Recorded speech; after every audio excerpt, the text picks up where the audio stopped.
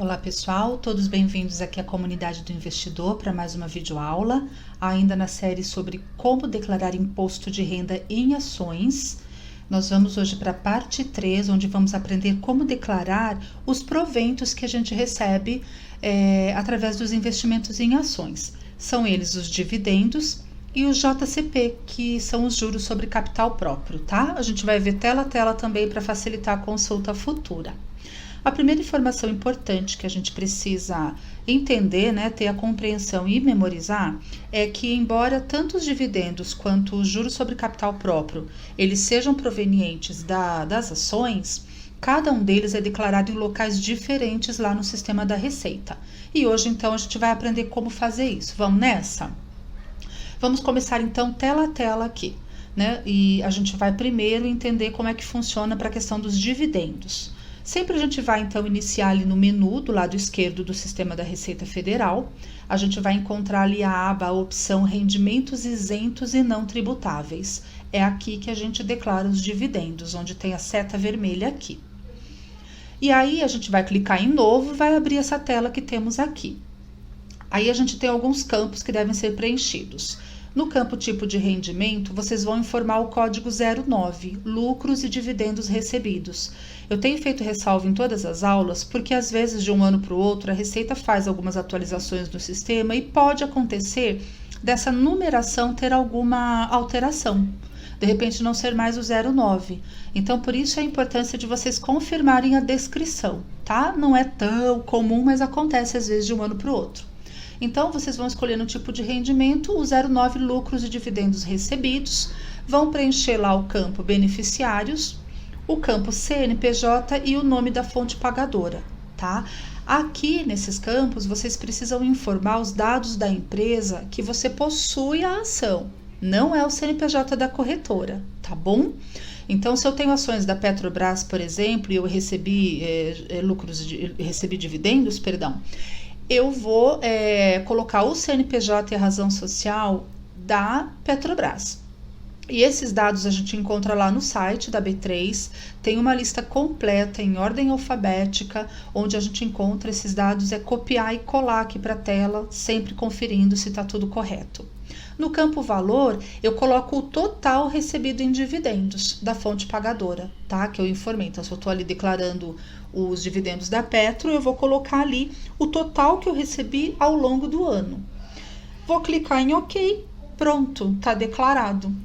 E eu vou precisar repetir esse processo, pessoal, em cada uma das ações das empresas das quais eu recebi dividendos. Se eu tiver 10 empresas, tenho uma carteira aí com esse objetivo, de gerar renda passiva para recebimentos de dividendos. Eu tenho lá 10 ações, 15 ações. Eu vou entrar 10 ou 15 vezes nessa tela, fazer o preenchimento individual de cada uma delas, cliquei em OK, está resolvido toda a questão de declarar os dividendos, combinado? Bom, estando com os dividendos declarados, a gente vai agora aprender como é que nós fazemos esse processo com o JCP, que são os juros sobre o capital próprio. O que muda aqui, pessoal? Ao contrário dos dividendos, o JCP ele não está isento da cobrança, da tributação do imposto de renda. Para esse rendimento é cobrado um percentual de 15%, só que esse valor é retido na fonte. Então, lembra, a gente só está declarando aqui, a gente não vai efetuar nenhum tipo de pagamento aqui.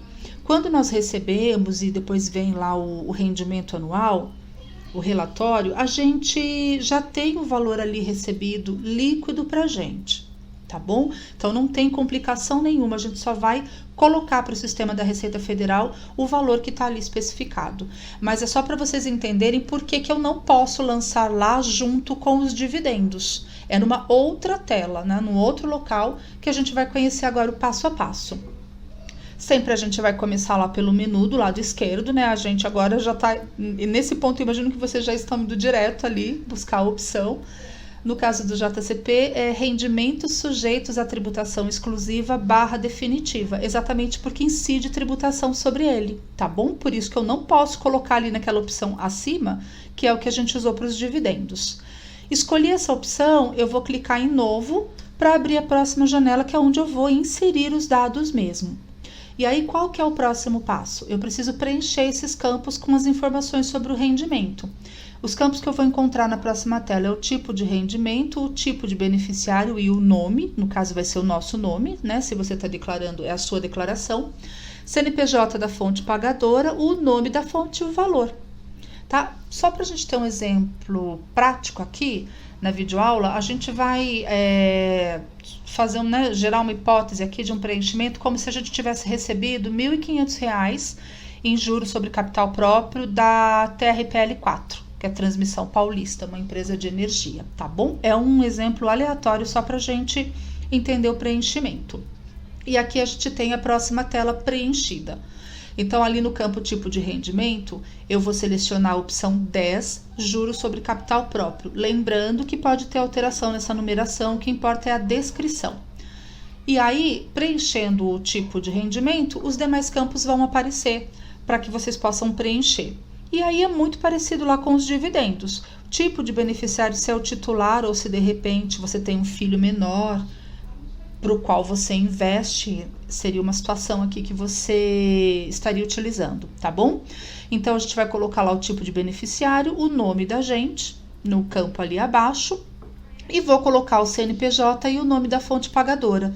Sempre eu vou buscar os dados lá no site da B3. Eu já fiz esse reforço em outras aulas também sobre IR, mas é muito importante, às vezes a gente encontra pesquisando na internet, lá jogando no Google, relações, planilhas que em algum momento alguém disponibilizou. Só que é importante que vocês busquem no site da B3, porque lá vocês vão ter a certeza de que a informação está correta e está atualizada. Se houver alguma alteração ao longo do ano, é lá que a gente tem a segurança de que os dados estão fidedignos, combinado? Vai finalizar com o valor, nesse exemplo que a gente brincou aqui para a aula de 1.500, clicou em OK, resolvido. Então é muito simples. É trabalhoso? É trabalhoso. É repetitivo?